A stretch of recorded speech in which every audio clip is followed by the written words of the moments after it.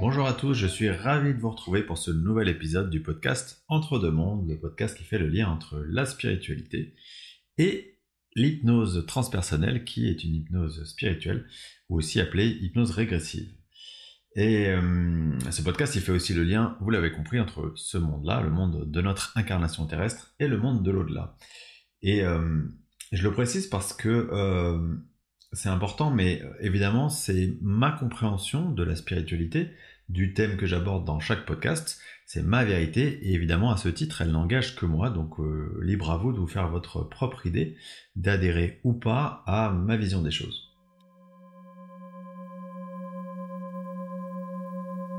Ce numéro du 9e podcast, il est consacré au sujet des liens karmiques. Alors, on va commencer par essayer de répondre à la question « Qu'est-ce qu'un lien karmique ?»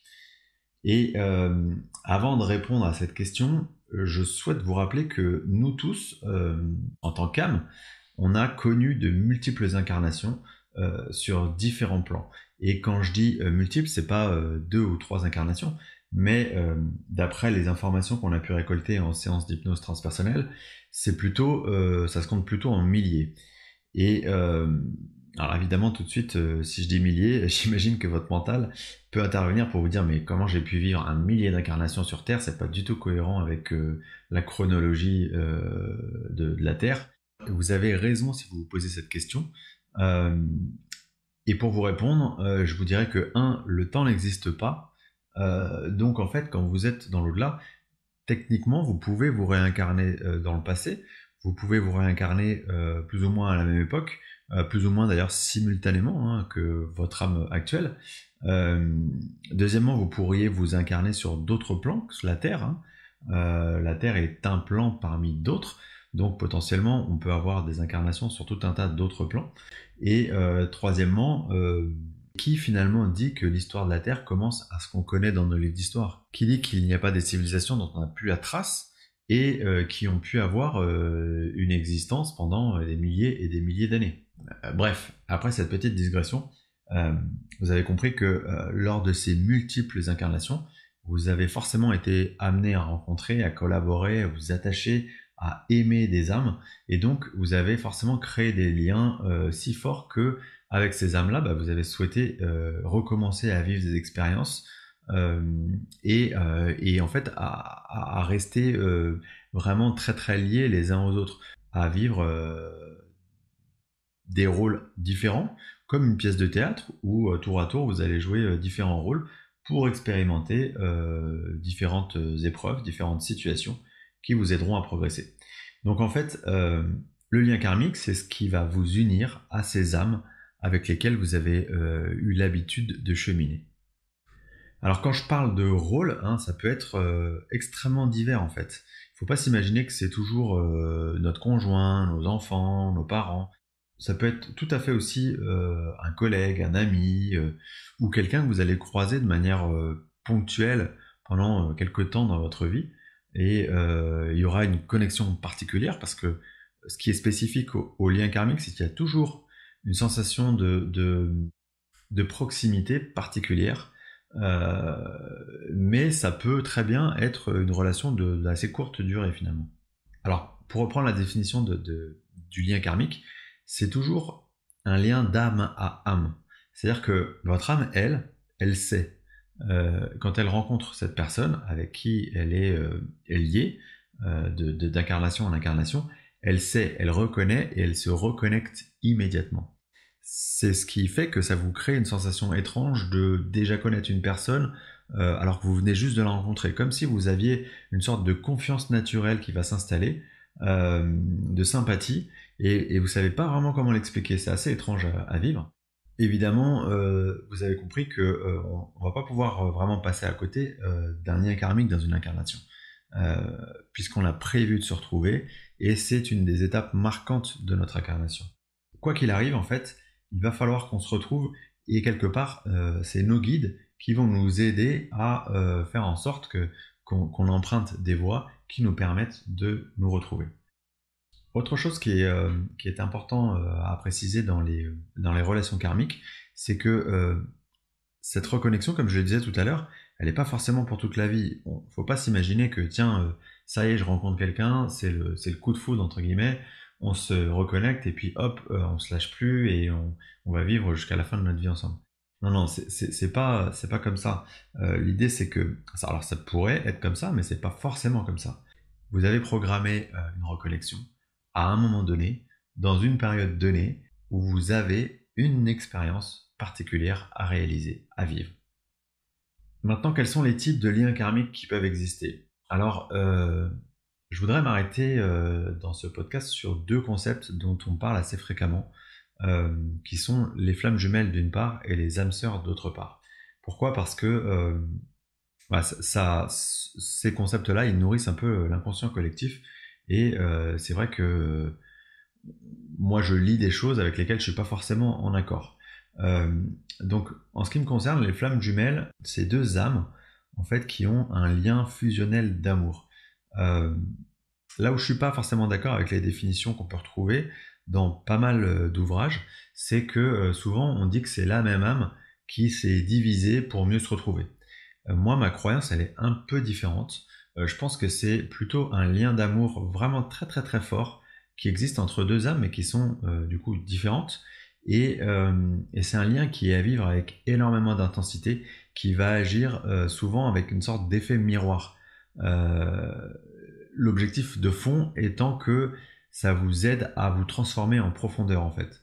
C'est pour ça que souvent, cette sorte d'effet miroir là, ça va créer un lien qui peut être assez destructeur et que ça amène pas forcément à vivre un amour paisible, tranquille, un amour de couple qui vivrait toute la vie la main dans la main.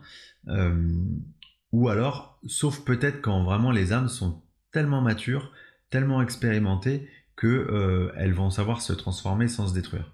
Il faut savoir aussi que c'est encore ma croyance, mais qu'on ne vient pas tous s'incarner avec une relation de flamme jumelle à vivre ou à retrouver. C'est vraiment fonction de l'expérience de ce qu'on a prévu de vivre dans notre incarnation.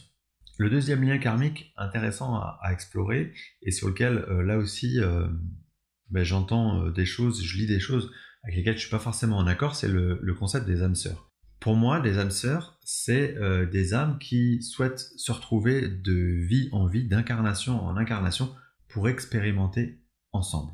Et dans le type d'expérimentation, par exemple, imaginons un sujet qui est je souhaite expérimenter l'abandon, la blessure d'abandon. Eh bien, dans cet objectif, avec mes âmes sœurs, on va se répartir des rôles autour de ce sujet de l'abandon, et peut-être que dans une première incarnation, vous allez pouvoir être celui qui va abandonner, et ensuite vous serez celui qui est abandonné.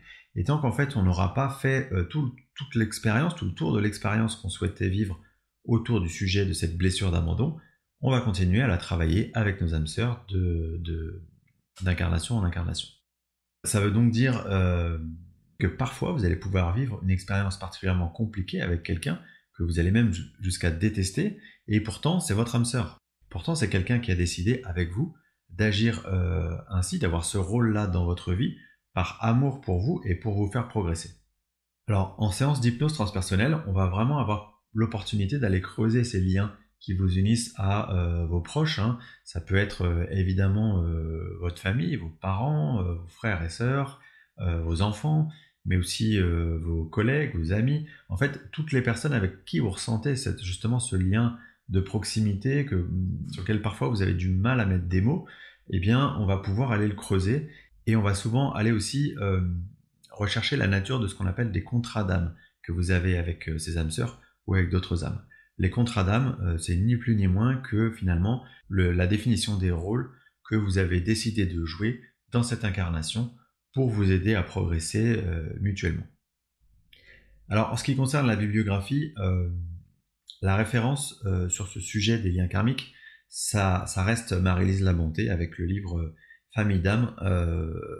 Mais si vous avez écouté le tout premier podcast sur les familles d'âme, vous aurez compris que je suis pas hyper à l'aise avec le livre de Marie-Lise Labonté. Pour moi, ça me parle pas. Je sais pas bien comment l'expliquer.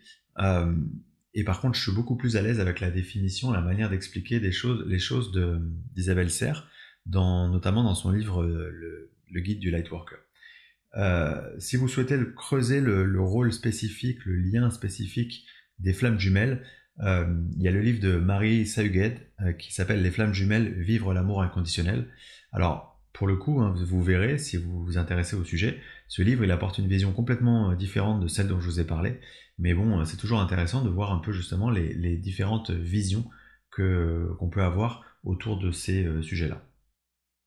Je voudrais maintenant vous faire écouter un extrait d'une séance d'hypnose transpersonnelle. Alors c'est une séance avec Medium Surrogate et dans cette séance, euh, la consultante va mieux comprendre les liens karmiques qui l'unissent d'une part à sa fille avec qui la relation a toujours été très compliquée et d'autre part avec son conjoint avec qui à l'inverse la relation est extrêmement fluide. Quant à moi, je vous remercie infiniment pour votre écoute et je vous dis à très bientôt pour le prochain numéro du podcast Entre deux mondes. Ce prochain numéro, il va parler de la libération des défunts et vous allez voir, c'est quelque chose qu'on fait assez fréquemment en hypnose transpersonnelle, c'est qu'on va aider des défunts qui sont attachés au corps subtil, qui peuvent être attachés au corps subtil des consultants. On va les aider à monter dans les plans célestes.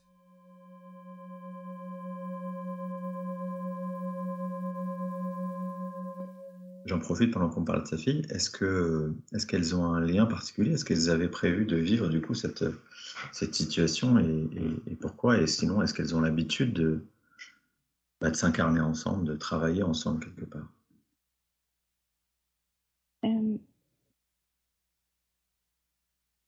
Oui, mais à chaque fois, c'est conflictuel. C'est comme si à chaque fois, elles se réincarnaient avec une nouvelle. Il me manque un mot encore. Comme des énigmes à résoudre, un casse-tête. D'accord. Qu'est-ce que ça permet du coup de s'incarner avec en même temps qu'un autre être avec ce genre de Parce qu'elle casse-tête? elle permet à cette autre âme d'évoluer. C'est comme si c'était une manière d'évoluer plus rapidement, c'est ça? Oui. Pas pour Christine, mais pour sa fille. D'accord. D'accord. En fait, c'est comme si elle lui rendait service finalement. Oui, ça va être une leçon pour elle. J'ai pas parlé tout à l'heure du lien qui l'unit à son conjoint actuel qui s'appelle Alain, euh, avec lequel elle est depuis 5-6 ans et avec qui ça se passe bien. Qu'est-ce qu'on peut dire de leur relation, du lien qui les unit? Alors, c'est comme des âmes qui se réincarnent ensemble. D'accord. Et je les vois comme chacun sur un chemin et ils se tiennent la main. Donc c'est comme s'ils ils étaient voués à marcher ensemble tout en chacun respectant le chemin de l'autre. Est-ce que, du coup, alors, pour mettre une étiquette, s'il faut en mettre une, est-ce que c'est ce qu'on peut appeler des âmes sœurs? Oui.